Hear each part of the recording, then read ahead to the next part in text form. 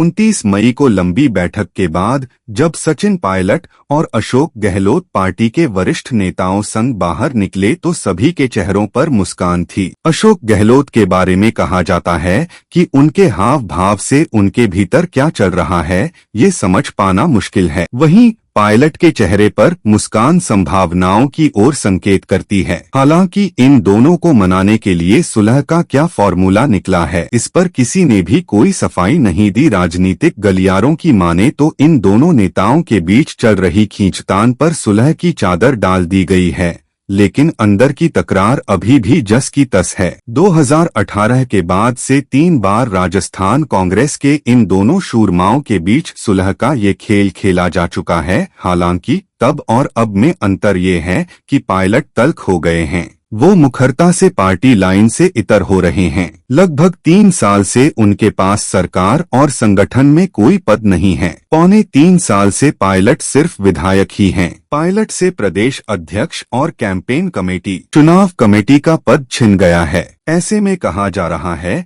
कि आखिर किस बात पर सचिन पायलट के तेवर दिल्ली में आलाकमानों के साथ हुई बैठक में वह नर्म पड़ गए। सियासी गलियारों में चर्चा ये भी है कि बस कुछ दिनों के लिए गहलोत वर्सेस पायलट का विवाद थम गया है, पर यह खत्म नहीं हुआ है। ऐसे में राजस्थान में कांग्रेस पार्टी उन्हें बड़ा पद दे सकती है, इसकी भी संभावनाएं कम ही हैं, क्योंकि पायलट से सुलह हरगिज भी गहलोत की कीमत पर करना कांग्रेस के लिए किसी भी तरह से फायदे का सौदा नहीं हो सकता। ऐसे में पायलट के लिए एक और विकल्प बचने की बात राजनीतिक पंडित कर रहे हैं। इस विकल्प पर से पर्दा 11 जून को हट सकता है। दरअसल 11 जून को सचिन पायलट के पिता और कांग्रेस के दिग्गज नेता राजेश पायलट की पुण्यतिथि है। 11 जून 2000 को एक सड़क हादसे में सचिन पायलट के पिता राजेश पायलट का निधन हुआ था। तब वह मात्र 22 साल के थे। माना जा रहा है कि आने वाली 11 तारीख को सचिन पायलट कुछ बड़ा ऐलान कर सकते हैं।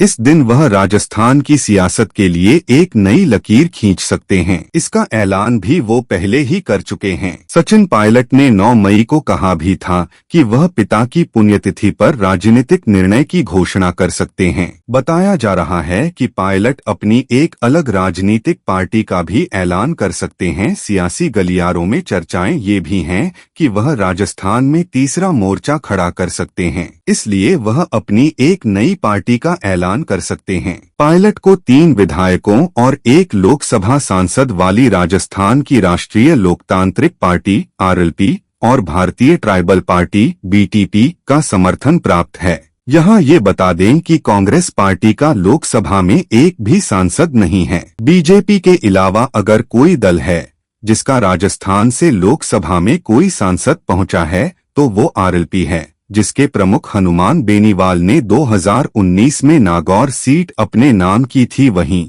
सचिन पायलट की पकड़ राज्य की कुल 78 सीटों में मानी जाती है, जिनमें पूर्वी राजस्थान की 58 सीटें हैं, जिनमें टोंक, भरतपुर, करौली, अलवर, धौलपुर, जयपुर, सवाई माधोपुर और दौसा जिले हैं। इसके साथ ही पायलट की पकड़ विधानसभा की 20 और सीटों में पर भी है, जहां गुर्जर समुदाय बहुसंख्यक है। पिछले दिनों अपनी यात्राओं और दौरों से पायलट इन इलाकों में घूम घूम कर अपनी धमक और पकड़ दिखा चुके हैं। ऐसे में अगर कांग्रेस पार्टी की तरफ से उन्हें संतोषजनक पद नहीं मिलता है तो पायलट ऐसा कदम उठा सकते हैं, जिसका असर साल के आखिर में सूबे में होने वाले विधानसभा चुनावों पर जरूर पड़ेगा।